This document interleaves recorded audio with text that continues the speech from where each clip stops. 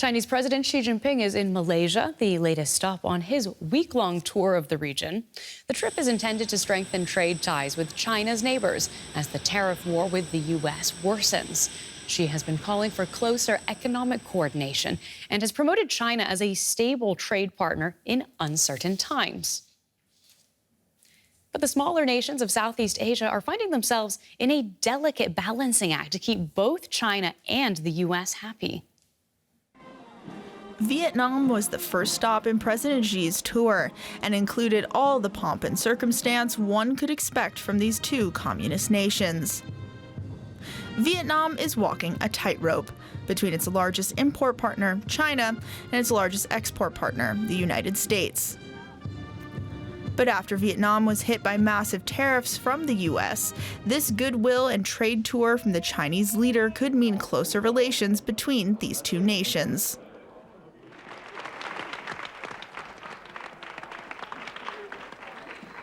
I firmly believe this visit will achieve successful outcomes. It will help strengthen the comprehensive strategic partnership between our two countries, elevate bilateral relations to new and even greater heights, and contribute to building a community with a shared future. A closer community was pushed by President Xi during his visit in Vietnam as well. Standing at a new historical starting point, China is willing to strengthen strategic communication, solidarity and coordination with Vietnam. Closer relations with China could be on the horizon for all three countries that President Xi is visiting this week: Vietnam, Cambodia, and Malaysia. Malaysia currently holds the rotating chairmanship of the ASEAN alliance, and Xi is expected to discuss a free trade agreement between China and the 10-nation ASEAN bloc. China is a very important trading partner for Malaysia, and it's also one of the largest investors into Malaysia. And especially today, when we have various challenges in the trade front, it's always important that we strengthen and reinforce with all our trading and investment partners, and China, of course, is one of them. In the face of mounting protectionism from the U.S., Xi is looking to present China as a longtime friend and a calm port in an increasingly stormy global trading world. But Vietnamese trade representatives, for example, have also agreed to start talks on a bilateral trade deal with the U.S. Vietnam, Malaysia, and many other Southeast Asian countries will have some careful navigating to do in order to ensure that they aren't left high and dry. So let's get more now from DW's Melissa Chan joining us from Taipei. Melissa, we've just heard this is a real balancing act for the Southeast Asian countries that she's visiting. If you had to say, which way does it look like they are leaning at this point? Well, I think the answer is it's going to walk that line between the United States and China. And it's an unsatisfactory answer, but you could hear, I thought it was very interesting what the trade minister from Malaysia said. Amidst all the praise for trade with China, he pointed out that China is just one of the many countries that Malaysia trades with. And of course, as mentioned, no sooner than Xi Jinping left Vietnam did the Vietnamese foreign minister say that they intend as a country to negotiate with the United States for a trade deal. I want to put a little bit of context, and just as an example for everyone to understand Southeast Asia's position between the United States and China. Right now, if you were to buy a battery from China, from the United States as an American, you would get that 145% tariff. But the same battery sent from China to Vietnam and put in a laptop and then sent to the United States right now, that tariff is 0 or 10% depending. So at the moment, Southeast Asia is manufacturing as much as it can in this 90-day reprieve period to the United States. But in the medium and long term, they don't like the position they're in, having to trade with China, having to trade with the United States, and constantly walking the line. The big question is, in this region of over 700 million people, why aren't they trading amongst themselves? That is the big question that governments in the region are asking right now. And a really fascinating one. Melissa, there have been so many twists and turns in this trade war. Could you just give us an update on where the U.S. and China stand at this very moment? The big thing, in addition to the tariffs, is the fact that China has cut off exports of rare earth minerals.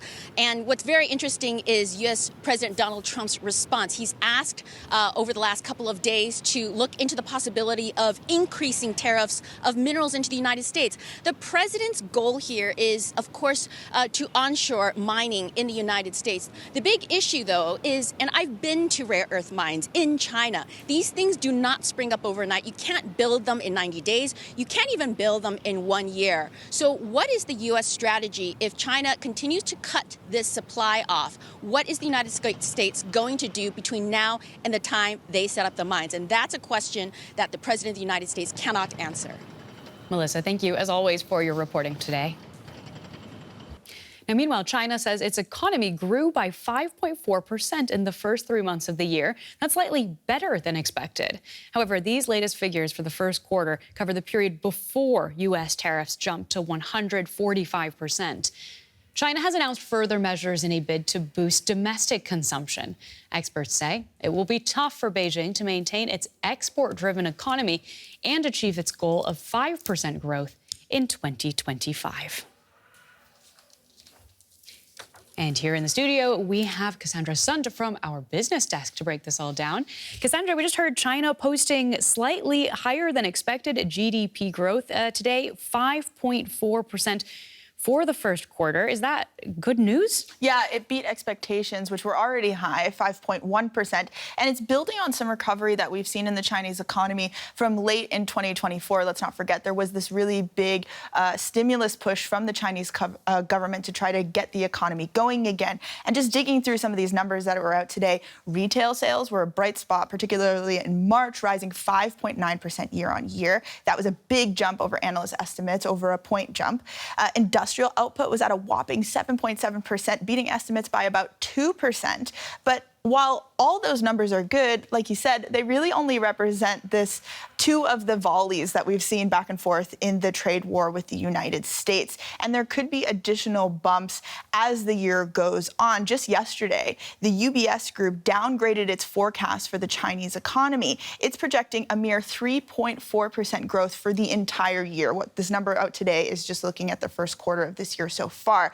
It said that the Chinese exports to the U.S. are expected to fall by 2/3, which would represent a decline of all of its exports in dollar value of 10%. And Cassandra, I do just want to see where all this leaves Xi on his tour of Southeast Asia. We've heard he's going to be in Vietnam. He's in Vietnam, Malaysia, Cambodia.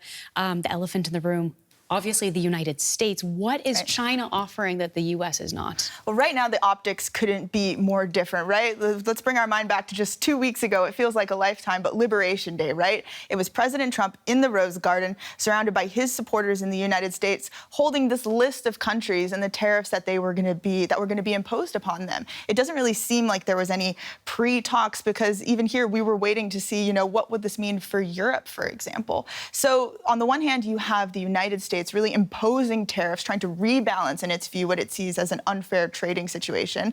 And then on the other side, you have President Xi really doing this charm offensive. He's walking red carpets, he's descending stairs, he's taking the flowers from the little kids at the bottom of the stairs, right? He's really out there not only trying to charm people, but he's also looking to make deals. There are some bilateral trade deals that are expected to be signed today with Malaysia, and trade is on the agenda for all three of these countries. Yeah, and as this happens, it seems pretty clear that President Trump does expect China to come to him seeking some kind of deal. We've heard from the White House spokesperson, Caroline Leavitt. Let's see if we can listen to her quoting President Donald Trump. The ball is in China's court. China needs to make a deal with us. We don't have to make a deal with them. There's no difference between China and any other country, except they are much larger. And China wants what we have, what every country wants, what we have, the American consumer. Or to put it another way, they need our money. Does China need to make a deal, Cassandra? Well, if we're talking about a ball being in China's court, it seems like they're playing against an entirely different team now, and that team is not the United States. I think really that's one of the things that this trip from President Xi signals right now. And ultimately, even though we heard from Ms. Levitt there that we don't have to make a deal with them, they are still signaling that a deal should be made, right? And they just want to come, it seems to me, from a position of power at this point. From the Chinese side, China, I think, is starting to ramp up for negotiations, but when that will start, we'll have to see. Just today, actually, China announced a new trade negotiator replacing their old one. This is a really surprise move in this escalating trade war, the shift in top leadership. But Beijing, from what it's signaling to the outside right now, is still signaling a hard line stance in this trade war. Well, thank you so much for breaking that down for us. We've been speaking with Cassandra Sun from DW Business.